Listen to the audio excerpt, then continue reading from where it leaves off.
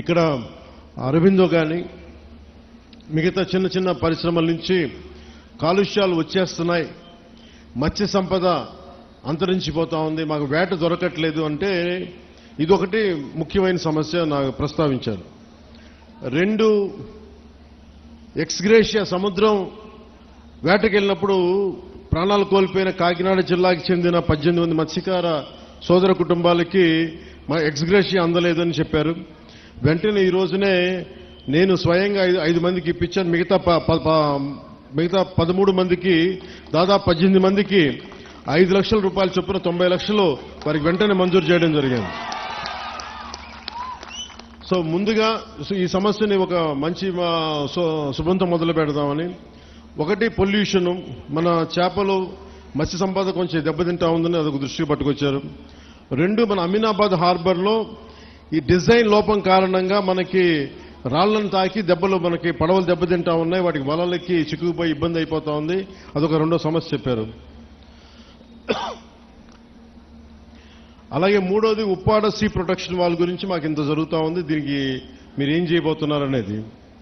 ఇంకొకటి, ఇక్కడ మనకి మత్స్య సంపద దొరకనప్పుడు మేము అంతర్వేదికి కానీ మచిలీపట్నం కానీ మిగతాటి నిజాంపట్నం వైపు వెళ్తా ఉంటే మాకున్న సమస్యలు, అక్కడ స్థానికంగా ఉండే మత్స్యకారుల సంఘాలతో మాకు గొడవలు వస్తున్నాయి, దీని మీద ఏం చేస్తారనేది ముఖ్యంగా ఈ 3 సమస్యల మీద ప్రస్తావించడం జరిగింది.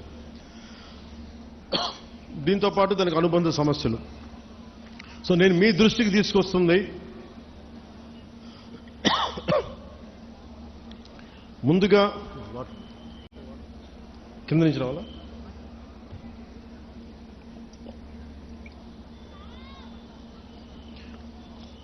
ముందుగా ఉప్పాడ సీ ప్రొటెక్షన్ వాల్ గురించి మేము మీకు మాట ఇచ్చాం. అలాగే మనది ఇంకొక గ్రామం పేరు ఏం చెప్పారు, మర్చిపోయారు, కోనపాప, మూలపేట, కోనపాపపేట.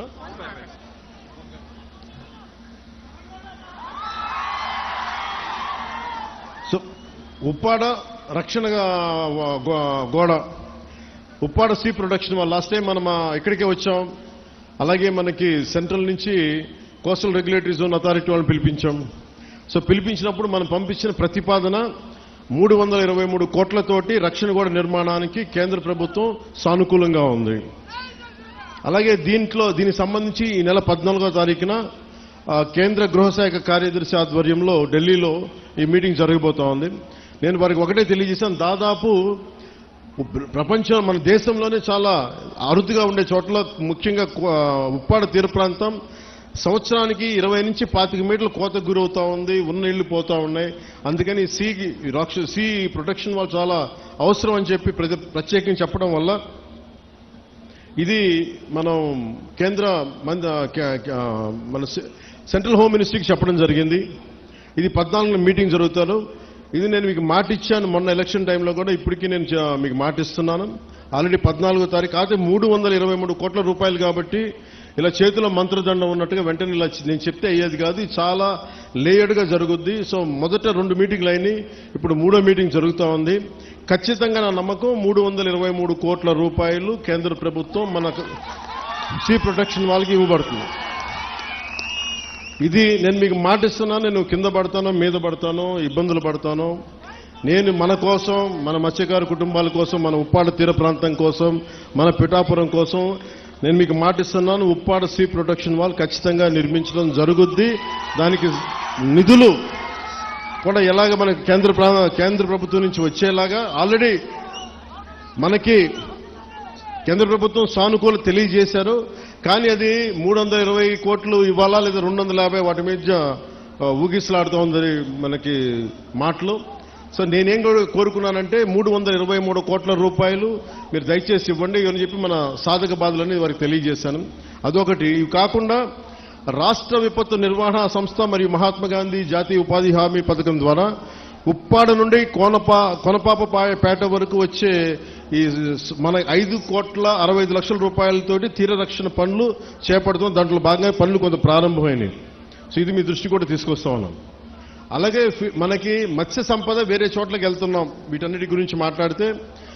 అలాగే మన కొల్లు రవీంద్ర గారితో మాట్లాడాం, ఆయన ఆధ్వర్యంలో నిన్న ఫిషరీస్ వాళ్ళు మీటింగ్ చేశారు మంత్రివర్యులతోటి. అలాగే రాజోల్ ఎమ్మెల్యే శ్రీ వరప్రసాద్ గారిని కూడా ప్రత్యేకంగా అంతర్వేది మత్స్యకార సమావేశాలతో ఏర్పాటు చేశారు.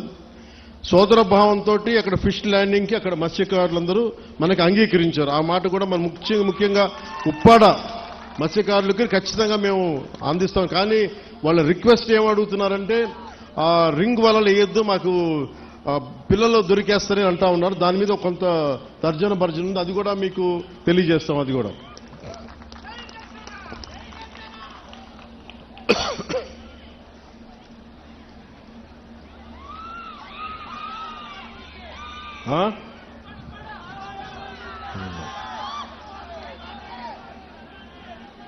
అలాగే పొల్యూషన్కి సంబంధించి కొంచెం డీటెయిల్గా మాట్లాడతాను మీతో.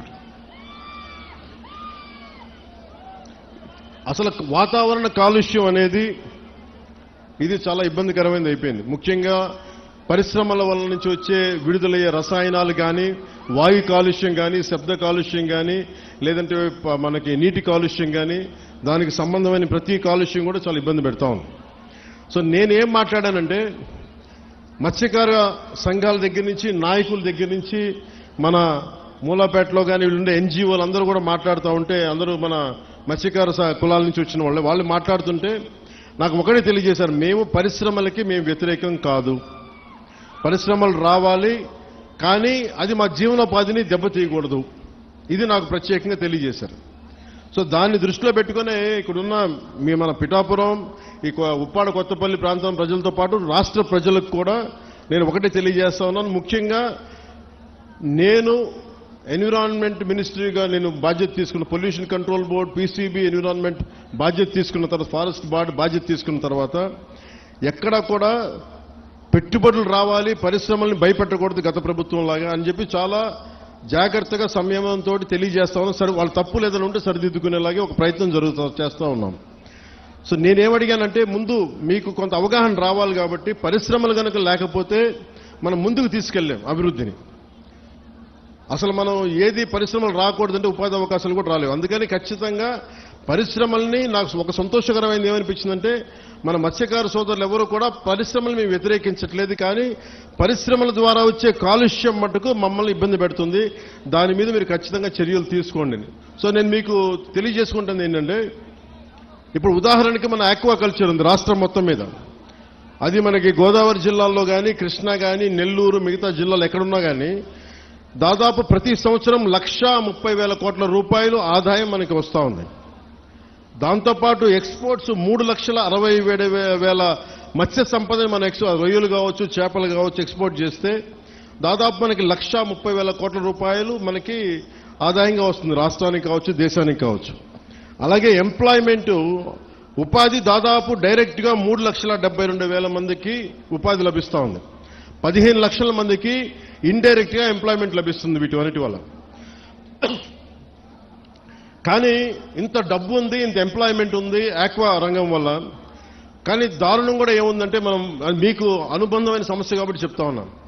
ఒకవైపు అభివృద్ధి ఎలా కనిపిస్తుందో, ఇంకోవైపు గోదావరి జిల్లాలో ఎక్కడైతే ఆక్వా ఉందో అక్కడ మొత్తం తాగునీటి అన్ని అక్కడ కలుషితం అయిపోయినాయి.